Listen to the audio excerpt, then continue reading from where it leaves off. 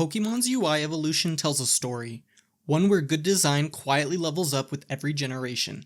Hi, I'm Tri, and we're going to be covering the UI of the mainline Pokemon games. I'm going to take it game console by game console to figure out where we started and how we got to where we are now. This video will cover the Game Boy games, or generations 1 through 3, and yeah, a lot changed in just those 3 games. I got a degree in graphic design with an emphasis in UI and UX design, and love to analyze game UI to try and peek behind the curtain and try to make sense of the design decisions made by the developers. Let's begin with the generation that started it all, and the games that the Pokemon company still love referencing to this day. Pokemon Red and Blue released in 1996 in Japan and 1998 in North America. I was born in 2000, so I missed the initial boat, but I've loved being able to go back and experience these games. To start, you boot up the game, get this nice little cutscene intro, and bam, you're in the menu. It might not look great in this video, but you have to keep in mind the Game Boy did not have a very big screen. The original Game Boy screen was approximately 4.7 by 4.3 centimeters, and that screen size is going to inform us on why certain decisions were made when it came to the on-screen elements. Your UX, or user experience, lingo term of the day is constraints.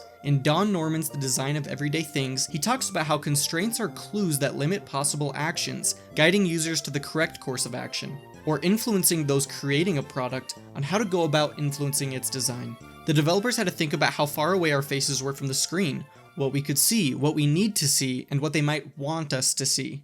We'll come back to this in a bit, but I wanted to go back even further than Pokemon to talk about a game that influenced Pokemon's designs and systems, and that's Dragon Quest. I have never played Dragon Quest, but I understand it to be one of the biggest JRPG franchises that has stood alongside Pokemon in terms of staying power and influence. The original Dragon Quest game released on the Famicom or NES, so the screen size was a decent amount bigger, but the principles can be carried over nonetheless, because back then, TVs weren't very big, so clarity was of utmost importance, and the limiting hardware meant every pixel had to count. I bring up Dragon Quest because there are certain Dragon Quest games, specifically Dragon Quest V, that actually inspired Pokemon Red and Blue. If you weren't aware, Dragon Quest V, which released in 1992 on the SNES, broke the mold by including a new gameplay feature that had you recruiting monsters that you could then use in your turn-based battles as companions. Sound familiar? It makes sense as to why people might refer to the Dragon Quest series as the father of Japanese role-playing games.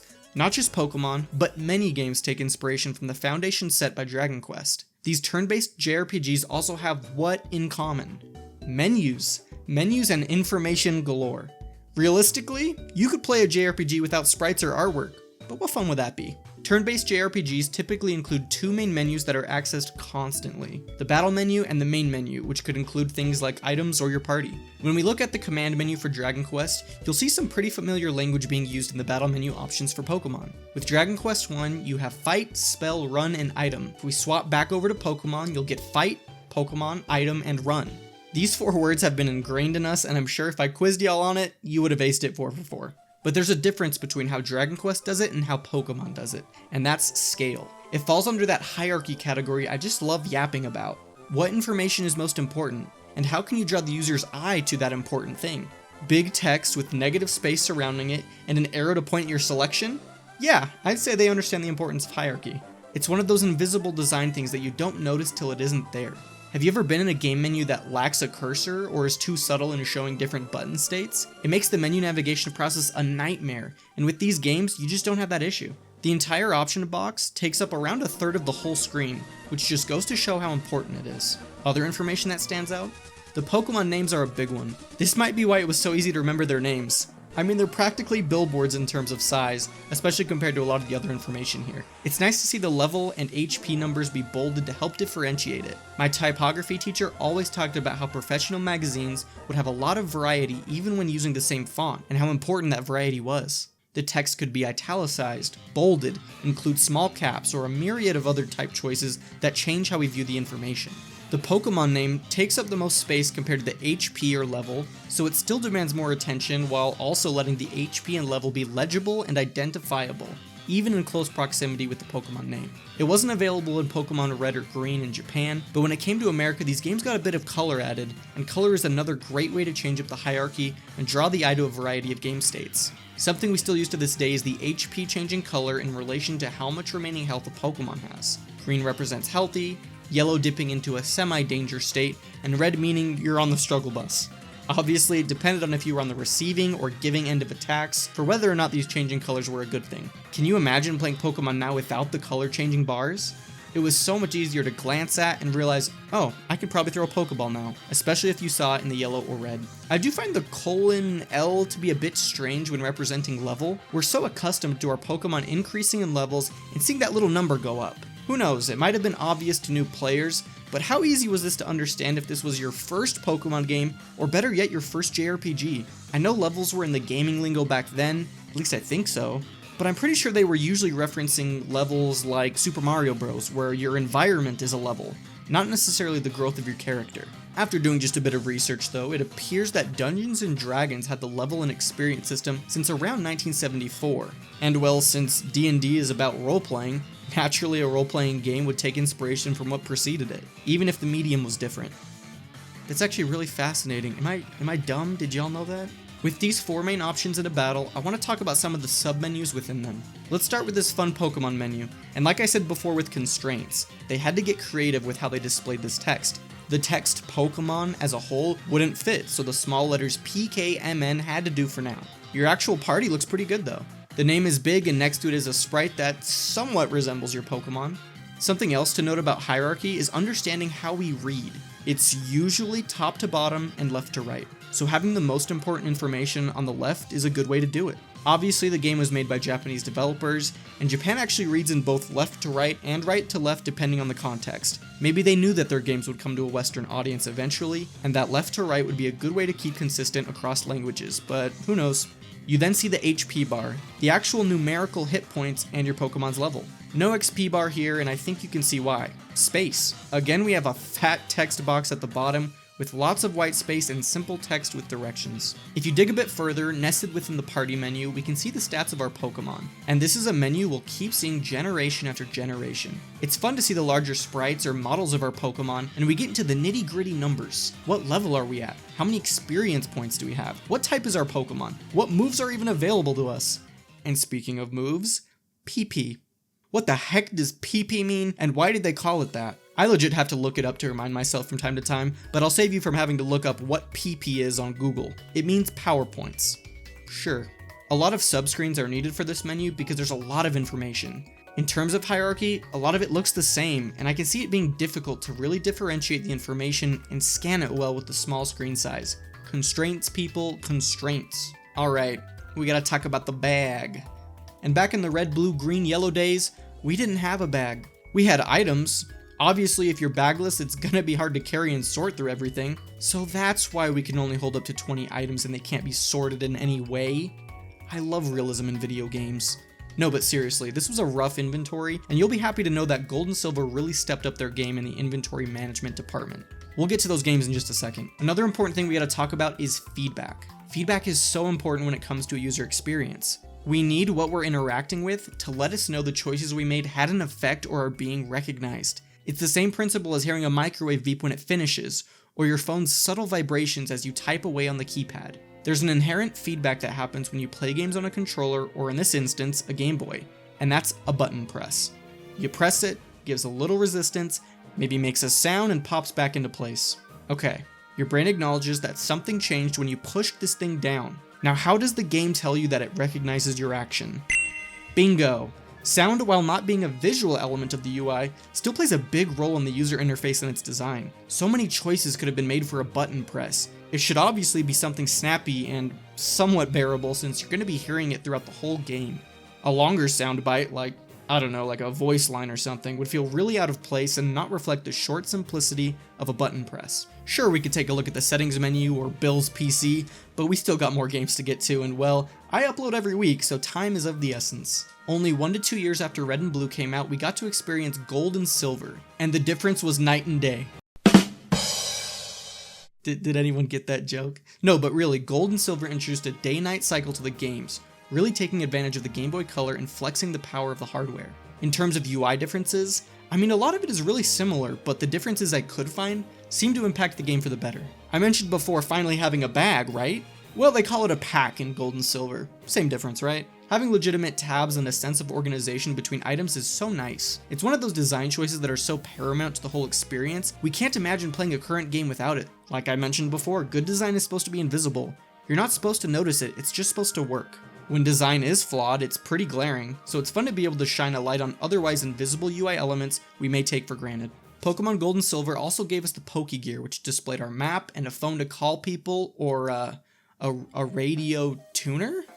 Radio tuning thing? I don't know, I don't remember using this very much, like, at all. I'm gonna be honest, I also kinda hated getting calls in game too. Like, it felt just as distracting as when you're in the middle of a task and your real life phone rang. It could even be a pleasant conversation, but now I forgot what I was doing. I'm gonna blame the ADHD on that one. The map is basic, but basic can be simple and simple can be good. Pokemon games far into the future used maps that look a lot like this. The battle menu looks very similar, but I did notice a nice little dopamine hit. That beautiful blue bar. Seeing your XP rise and the accompanying sound it makes when you level up is just perfection. We still see this in our modern day Pokemon games, and it's another one of those things that you don't realize how impactful it is till it's gone. I probably missed some things, and if I did, please feel free to point out changes that you noticed or really made a difference in the game playing experience. I'd love to discuss it with y'all. We're gonna leap now over to Generation 3 with Ruby, Sapphire, and Emerald. I know Fire Red and Leaf Green exist, but we're just gonna lump it into the 3 games I just mentioned. And I actually don't believe what I'm seeing. How do you go from this to this? The visual jump from Red and Blue to Gold and Silver was certainly evident, but from Gen 2 to Gen 3? It really feels like they went all in on everything art and UI for these games. When I think of playing Pokemon as a kid, this is where my brain immediately goes to in terms of personality and charm. Okay, where do we even start? I guess we can start with how this was even possible. The Game Boy Advance is exactly what it called itself, advanced. You went from 160 by 144 pixels on the Game Boy to 240 by 160 pixels on the Game Boy Advance. 512 colors could be displayed simultaneously compared to the Game Boy Color's 56, and the actual size of the screen went from 4.4 centimeters by 4 centimeters to 6.12 centimeters by 4.8 centimeters. It doesn't sound like a lot, but all these things combined add up to an incredible mobile display for the time, and Pokemon took full advantage of that. I mentioned it briefly before, but color is such a great way to differentiate UI elements and categorize things. We see red, we think low health. We see blue, we think XP. We see yellow, we think options, I guess. With the vast amount of pixels and bigger screen size on the Game Boy Advance, the text can be smaller, but still legible, which really opens the floodgates for playing around with all kinds of UI elements. Let's hop on over to the battle screen for a minute. I love how simple and easy to read the Pokemon Battle Information box is. The name is in the top left, so we'll most likely read or scan it first. The gender symbol now has a color, which I definitely need, because if you quizzed me on it without the color, I'd be giving it a 50-50 shot. The HP bar has a clean outline of white and black around it, which makes it stand out a bit more against the background, and the numbers are on the bottom right. Not huge like gold or silver, but big enough to be readable. And what is that doing in place of a semicolon? Is that a V? Yup, capital L, lowercase v to give us a better indicator that it does indeed stand for level. They also labeled the experience bar for us, which was so nice of them. There's technically more information here, but we're seeing the effects of scale, of grouping, and of negative space. Not all this information is stacked right next to each other, and they take advantage of what type can do. Your Pokemon's name, should you choose to leave it default, is in capitals. The V in level is lowercase, and that breaks it up in a really nice way. Alright, let's hop on over to see the team, and it's real sprites of the real Pokemon. It's so beautiful. The blue background behind each Pokemon contrasts nicely against the yellowy, beige, I don't know what color that is. Your currently selected Pokemon has a red border around it and lightens up the inside box with the Pokemon icon being open. Nice touch. And you get all the information you'll need to know for whether or not to throw your Pokemon into battle.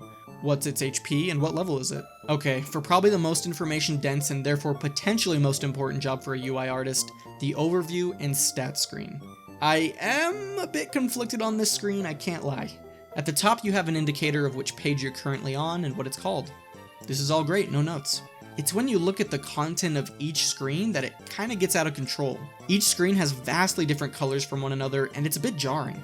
It does help to know what screen you're on, but I think it's just some of the combinations they decided to go with that are interesting, such as the magenta and blue for the battle move screen. Other than that, they do a great job with blocking information and keeping them in groups. I love having the sprite on the left with its name and level. Remember, we usually start looking at things from the left side, so having your subject be there makes your menu navigation much quicker. You don't want to be looking at your Trico's moves only to realize, wait, this is Swellow, not Trico. This generation also introduced Pokemon abilities, and with how much more real estate we have, we're able to include information like that on the Pokemon summary page when we otherwise couldn't. So it's pretty apparent that not only is the UI of Pokemon important, its evolution has shaped the way we enjoy these games and helps to ease the user experience of catching Pokemon, battling, leveling up, and enjoying the journey of becoming a Pokemon master. I hope you were able to learn something from this video, and I plan on continuing this series with the DS, 3DS, and Switch Pokemon titles. If you enjoyed this video, consider subscribing. Special shoutouts to my patrons who have supported me so far. If you want to help me keep this whole YouTube content creation dream alive, you can become a member on YouTube, a sub on Twitch, or a patron on Patreon. I'm currently working towards a goal of 30 new channel members and have 4 so far. If you want to be a part of the Try community, come join the Shape Squad on Discord. I love interacting with y'all there. Links to all those platforms are in the description down below. If you want to know how I would design me versus UI for the Switch 2, you know, the TED social media platform Nintendo made, check out the video that'll pop up. Thanks for watching, I appreciate you being here, and as always, thank you for all your support!